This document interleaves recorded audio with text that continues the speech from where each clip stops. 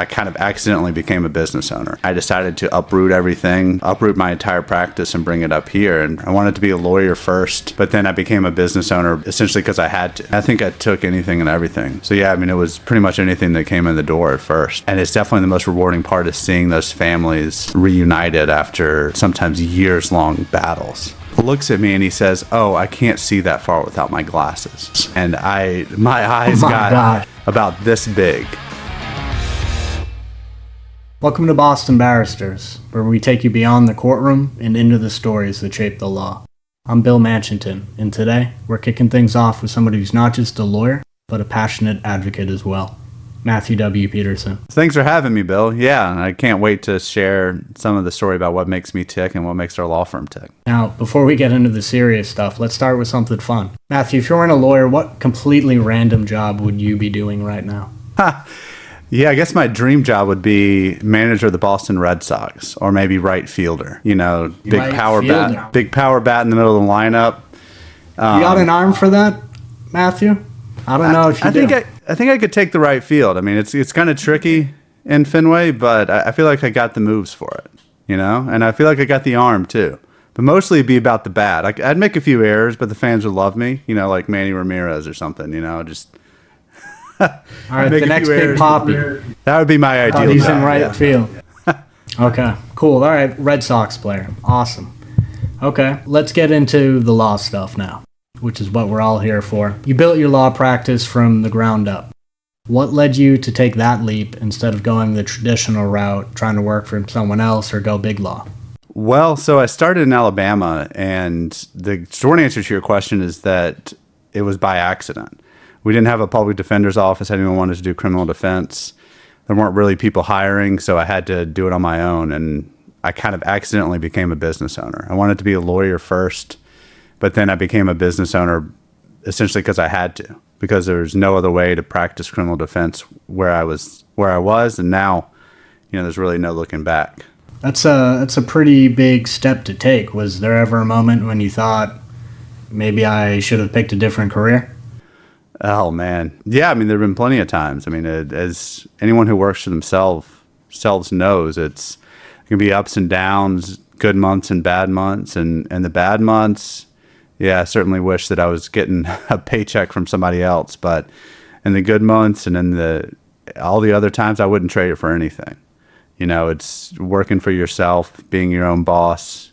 You know, it's positives and negatives of that. You know, I always say I don't get vacation. I just get periods of unemployment, you know, so there's certainly positives and negatives either way. Yeah, so let's talk about some of those struggles, because starting out solo isn't easy. What were some of the biggest struggles you faced, and how'd you keep moving forward? So yeah, I mean, probably my biggest struggle was I practiced for 3 years down in Alabama. I established a practice, and I decided, you know what, I'm going to move to Massachusetts. I always wanted to be, you know, a Boston lawyer ever since I went to law school up here. And I decided to uproot everything, uproot my entire practice and bring it up here. And that was 2019. And then, of course, the worldwide pandemic hit. So right when I'm getting on my feet, we get this pandemic that completely changes the way the law was practiced up here. You know, I'm sitting on Zoom all day instead of running around to courthouses. So, yeah, there were definitely a lot of struggles back then. But probably the biggest risk I took was relocating my entire practice across the country. Yeah, that's huge. What was one thing that you had absolutely no clue about when you first started your practice? Like sort of the biggest surprise for somebody trying to go solo? What just smacked you right in the face? Probably my taxes the first year. Taxes? Wow. Yeah, you don't have withholding, so you got to have a big check to the government every few months. And then I remember one year I talked to my accountant, he was like, "Oh, you owe like a whole bunch more in taxes." That was probably the biggest thing. But then, yeah, I mean, it's a lot of things about running a business that they don't teach you in law school. I think they offered a class about business for lawyers, but I thought I won't need that stuff. I wish I had taken it. Right.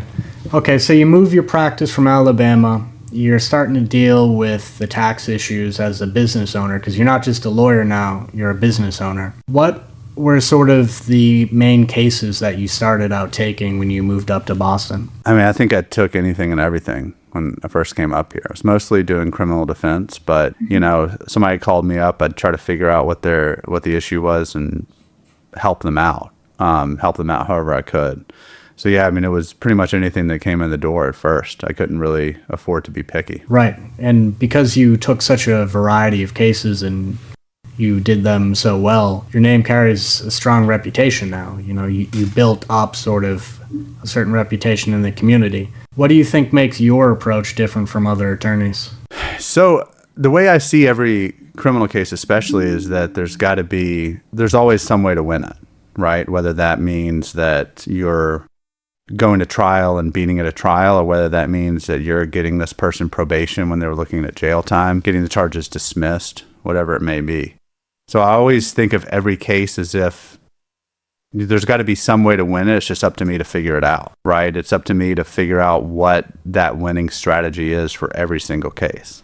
So if I take a case, even if it's what some people might think of as a small case, whatever it is, I want to figure out how to win that case with that client. If you just want to plead guilty, if you just want to cut a deal, don't even call me. No, I want to win your case. I don't want to cut a deal. I don't want to figure out the easy way out, and I want to figure out the right way. Right. And that shows in your Google reviews and your other reviews that people give you. Have you ever had a client say, hey, I Googled you and just had a feeling you'd win my case? Yeah, I feel like a lot of people say that nowadays is, I saw all your Google reviews. I saw all of that, which is great. And I'm really thankful for all those of my clients who said such positive things about me, and all the people that I've come across that feel like I've made a great impact on their lives, and they return the favor by leaving me those awesome reviews. But yeah, I mean, it's a lot of times people who are smart about deciding who their lawyer is. They want to Google them ahead of time. They want to read everything they can about them.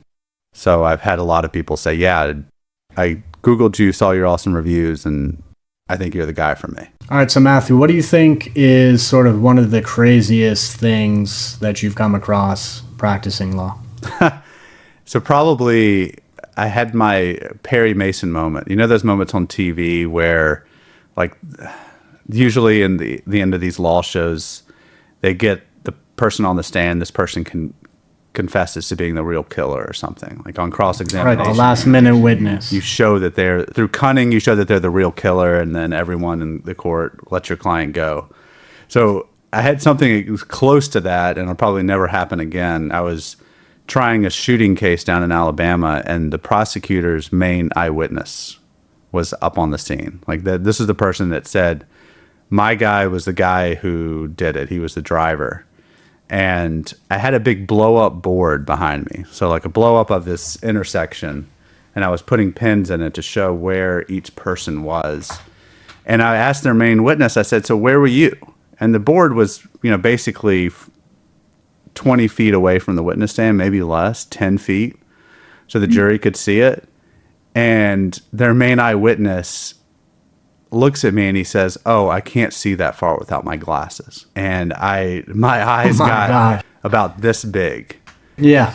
And the prosecutor said afterwards, she was like, she said that it took all she could for her head not to go in her hands. And she said that I just pounced on it. Which, yeah, I mean, then that case, despite 3 people identifying my guy, he was found not guilty. And I think that had a lot to do with it. It's just asking a simple question. This guy completely destroyed their case. So Matthew, if your law firm had a theme song, what would it be? Well, so we do have it. I feel like we have a theme song. I feel like our hold music and our call waiting song is our theme song. And it's, I feel like we get a lot of complaints about it. People who call up and they say, that's a really annoying song, but I feel like it really captures us as the fighters that you want on your side. It's the sort of in your face, punch you in the mouth sort of music that is what we're all about, which is, hey, we're going to take the fight to the other side. We don't care what people think. We don't care.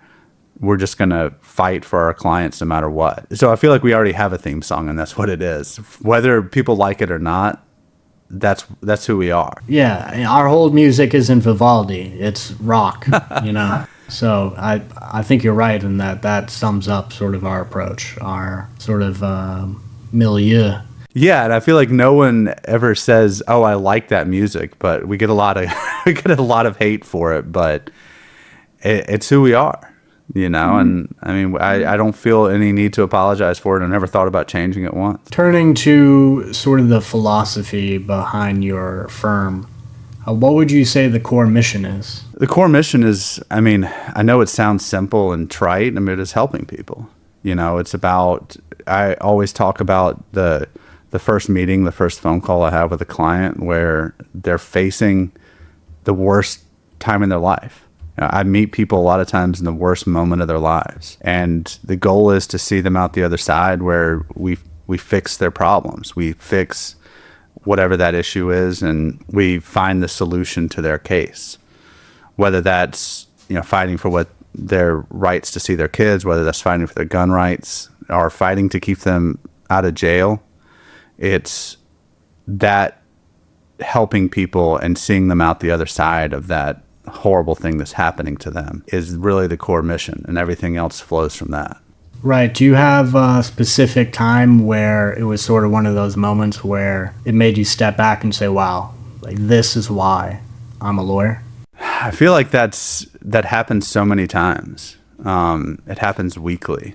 I walk out of courtroom with somebody, and you know, we went to clerk magistrate's hearing, and they know that they don't have a record anymore. They know that they won't have a record after this, whether it's petition to seal, whether it's where we're sealing their record to make sure that nothing comes up on the record in the future, or whether that's the two best words in the English language, not guilty. You know what? I feel like there was a time, a couple of times where I always tell clients this.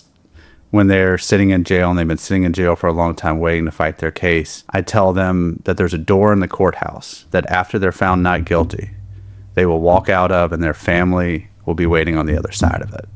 And I want them to visualize that moment of walking out of the lockup, seeing their client finally being able to, or seeing their family finally being able to hug them. And that's probably the most rewarding part of it. It's happened a lot of times. And it's definitely the most rewarding part is seeing those families reunited after sometimes years-long battles. That person in jail. Wow. Yeah. Well, thank you very much, Matthew. This was awesome. Appreciate getting an inside look, a little introduction into who you are, where you've come from.